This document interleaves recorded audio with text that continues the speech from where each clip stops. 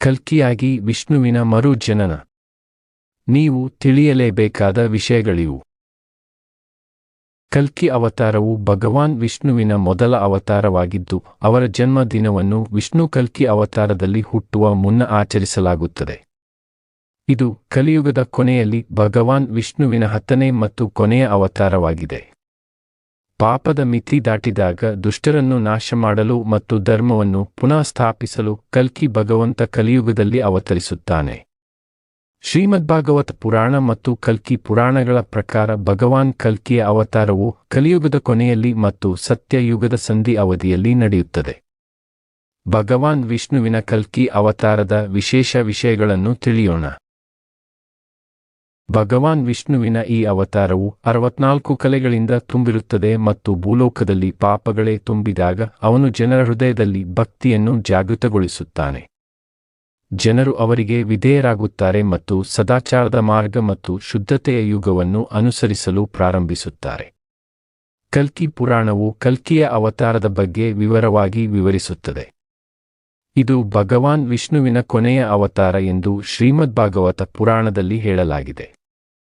ಭಾಗವತದ 12ನೆಯ ವಿಭಾಗದ 2ನೇ ಅಧ್ಯಾಯದಲ್ಲಿ ಕಲ್ಕಿ ಭಗವಂತನ ಅವತಾರದ ಕಥೆಯನ್ನು ವಿವರವಾಗಿ ಹೇಳಲಾಗಿದೆ. ಭಗವಂತನ ಈ ಅವತಾರವು ಕಳಂಕರಹಿತ ದೇವರ ಹೆಸರಿನಿಂದ ಪ್ರಪಂಚದಾದ್ಯಂತ ತಿಳಿಯಲ್ಪಡುತ್ತದೆ.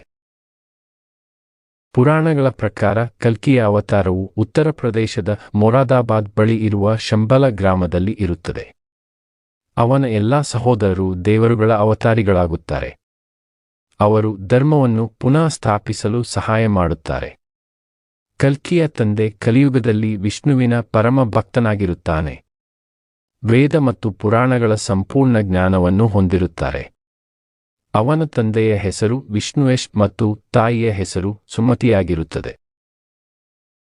ಭಗವಾನ್ ರಾಮನ ಅವತಾರದಂತೆ ಕಲ್ಕಿ ದೇವರು ಸೇರಿದಂತೆ 4 ಸಹೋದರರು ಇರುತ್ತಾರೆ. ಅವರ ಹೆಸರು ಸುಮಂತ, ಪ್ರಜ್ಞಾ ಮತ್ತು ಕವಿ. ಯಜ್ಞವಲ್ಕ್ಯನು ಕಲ್ಕಿ ದೇವರ ಪೂಜಾರಿ ಮತ್ತು ಪರಶುರಾಮನು ಆತನ ಗುರು. ಪರಶುರಾಮ ವಿಷ್ಣುವಿನ ಅವತಾರವೆಂದು ನಂಬಲಾಗಿದೆ. ಅವರು ಅಮರತ್ವವನ್ನು ಹೊಂದಿದ್ದಾರೆ. ಪರಶುರಾಮನ ಸೂಚನೆಯಂತೆ ಕಲ್ಕಿ ಶಿವನಿಗೆ ತಪಸ್ಸು ಮಾಡಿ ದೈವಿಕ ಶಕ್ತಿಯನ್ನು ಪಡೆಯುತ್ತಾನೆ.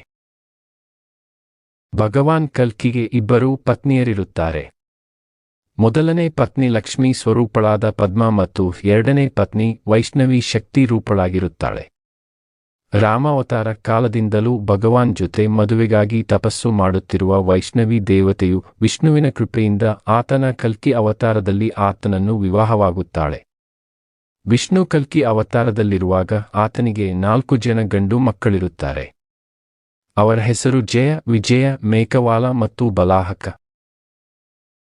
ಕಲ್ಕಿ ದೇವರ ವಾಹನವು ಬಿಳಿ ಬಣ್ಣದ ಕುದುರೆಯಾಗಿರುತ್ತದೆ ಎನ್ನುವ ನಂಬಿಕೆಯಿದೆ.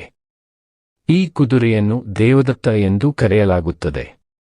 ಕುದುರೆಯ ಮೇಲೆ ಸವಾರಿ ಮಾಡುವ ಭಗವಂತ ಪಾಪಿಗಳನ್ನು ಪ್ರಪಂಚದಿಂದ ನಾಶ ಮಾಡುತ್ತಾನೆ ಮತ್ತು ಮತ್ತೆ ಧರ್ಮವನ್ನು ಸ್ಥಾಪಿಸುತ್ತಾನೆ. ಕಲ್ಕಿ ಜಯಂತಿಯಂದು ವಿಷ್ಣುವನ್ನು ಪೂಜಿಸಬೇಕು ಮತ್ತು ಆತನ ಹೆಸರಿನಲ್ಲಿ ಉಪವಾಸ ಮಾಡಬೇಕು. ಹಾಗೆಯೇ ಕಲ್ಕಿ ಜಯಂತಿಯಂದು ಬಡವರು ಮತ್ತು ನಿರ್ಗತಿಕರಿಗೆ ದಾನ ನೀಡಬೇಕು ಮತ್ತು ಆಹಾರವನ್ನು ನೀಡಬೇಕು.